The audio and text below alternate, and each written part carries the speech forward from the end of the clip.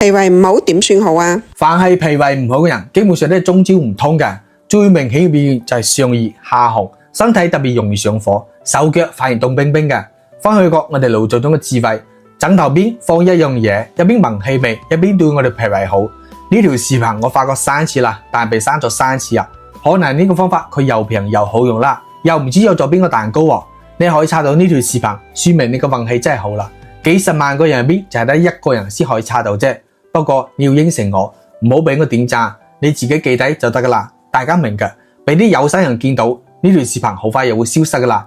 呢個係傳承咗1000幾年嘅千古名方嚟嘅，1000幾年前我哋老祖宗就喺度用噶啦。本身就應該俾我哋普通人用嘅，就應該係俾更多人知道先得噶。關鍵係佢冇使幾多錢。